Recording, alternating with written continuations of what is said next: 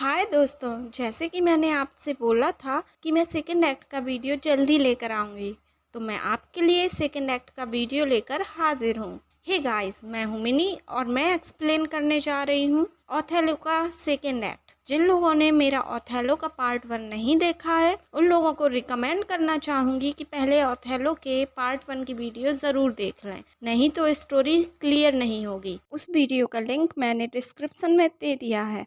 So guys, without wasting any time, आइए video start करते हैं। सबसे पहले आपको इस एक्ट के न्यू कैरेक्टर्स से इंट्रोड्यूस करवाती हूँ। मोंटानो, साइप्रस का गवर्नर। एमिलिया, इयागो की पत्नी। बाकी सारे कैरेक्टर्स पार्ट 1 के ही हैं। तो सेकेंड एक्ट की स्टोरी स्टार्ट होती है साइप्रस के बंदरगाह को दिखाते हुए, जहाँ पर मोंटानो और दो आदमी समुद्री तूफान के बारे में बातें कर रहे हैं। उनका ख्याल है कि ऐसे भयंकर तूफान में तुर्की जहाज़ों का बेड़ा नष्ट हो जाएगा। तभी तीसरा आदमी आकर युद्ध की समाप्ति की घोषणा करता है। वह बताता है कि तुर्की बेड़े की बर्बादी को वेनिस के एक जहाज ने देखा है। जहाज कैसियो को लेकर आया है और उसके बाद दूसरे जहाज में डेस्टिमोना, इयागो और इयागो की पत्नी एमिलिया और रोडेरिगो भी आ जाते हैं। सब ओथेलो के आने का बेसब्री से इंतजार करते हैं। इंतजार के दौरान डेस्टिमोना इयागो के साथ स्त्रियों के बारे में बातचीत करती है। इयागो स्त्रियों का प्रशंसक नहीं है। वह मानता है कि सुंदर बुद्धिमान स्त्री अपनी सुंदरता का लाभ उठाना जानती है, जबकि काली चतुर स्त्री को अच्छा पति मिलता है। इस तरह की हल्की फुल्की बातें होती हैं। इयागो की आंखें यह देखने में नहीं चूकती कि कैसियो निर्दोष शिष्टाचार का प्रदर्शन करके डेस्टिमोना का हाथ दबाकर उसकी उंगलियां चूम रहा है। उसका दिमाग साजिश गढ़ने में लग जाता है। अब वह कैसियो को लेफ्टिनेंट के पद से हटा देगा। ओथेलो आता है। डेस्टिमोना और दूसरे बाकी सब खुशी से झूम उठते हैं। इयागो यह सोचकर खुश होता है कि जल्दी वह ओथेलो और डेस्टिमोना के सुख का नाश कर देगा। इयागो को जहाज के कप्तान को बुला लाने का आदेश देकर ओथेलो डेस्टिमोना के साथ किले में चला जाता है। इयागो और रोडेरिगो अकेले रह जाते हैं। इयागो रोडेरिगो को कैसियो के खिलाफ भड़काता है। वह उससे कहता है कि डेस्टिमोना सीधे तौर पर कैसियो से प्यार करती है। कैसियो रात को पहरे की गारद के साथ रहेगा। तब रोडेरिगो उसे भड़काए और क्योंकि कैसियो गर्म मिजाज वाला है, इसीलिए वह रोडेरिगो पर हमला कर देगा।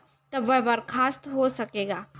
इयागो उसे समझाता है कि डेस्टिमोना का सुख पाने के लिए पहले उसे कैसियो को हटाना चाहिए। अकेले में इयागो अपने शक को दोहराता है कि हफ्सी का उसकी बीवी से नाजायज़ संबंध है, इसीलिए उसे बदला लेना चाहिए। ढिंढोरा पीटता है कि तुर्की बेड़ा समुद्री तूफान में नष्ट हो जाने की खुशी और साथ ही जनरल ओथेलो की शादी की भी खुशी को हर नागरिक पूरे जोश से मनाए। किले में रात को दावत होगी जिसमें हर आदमी शामिल हो सकता है। सोने के लिए जाते वक्त ओथेलो कैसियो को हिदायत देता है कि पहरे की निगरानी सावधानी से करे, ताकि लोग खुशियां मनाते हुए जातियां ना कर बैठें। वह उसे यह भी हुक्म देता है कि सवेरे जल्दी आकर मिले। इयागो कैसियो को साइप्रस के कुछ सूरवीरों के साथ दारू पीने के लिए राजी कर लेता है। इयागो की यह योजना है कि कैसियो को नशे में धुत कर दे ताकि वह कोई उद्दंड काम कर बैठे। फिर इयागो द्वीप के वासियों को भड़का दे। शराब अपना असर दिखाती है और कैसियो लड़खड़ाते पैरों से बहदबासी की हालत में पहरे पर चला जाता है। मोंटानो जो पहरे पर कैसियो के साथ है, उसकी यह हालत देखकर ओथेलो को इसकी सूचना देना चाहता है, लेकिन कैसियो चालाकी से उसे मना कर देता है। तभी कैसियो तलवार हाथ में लिए हुए रोडेरिगो को धकेलता हुआ आता है, लेकिन मोंटानो उसे रोक देता है। कैसियो पलटकर मोंटानो पर वार करने लगता है। दोनों में लड़ाई होती है। इयागो रोडेरिगो से कहता है कि बाहर जाकर हो हल्ला मचाए। घंटी बजती है। ओथेलो वहां आकर पूछता है कि क्या मामला है। मक्कार इयागो बताता है कि तलवार लिए हुए कैसियो एक आदमी का पीछा करता आया था। मोंटानो ने उसे बचाया और कैसियो को समझाने लगा। इसी में मोंटानो घायल हो गया। उस आदमी ने बाहर जाकर शोर किया, जिससे लोग जाग। डेस्टिमोना भी वहां आ जाती है। ओथेलो कैसियो को बर्खास्त कर देता है और मोंटानो को उसकी मरहम पट्टी खुद करने के लिए ले जाता है।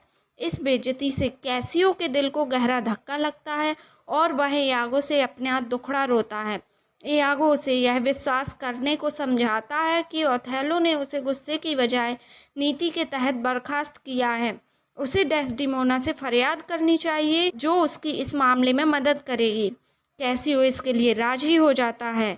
इयागो यह सोचकर खुशी से फूल उठता है कि अब डेस्डिमोना कैसियो की सिफारिश करेगी तो वह ओथेलो के कानों में जहर घोलेगा कि वह अपनी काम वासना पूर्ति के लिए कैसियो की वापसी चाह रही है।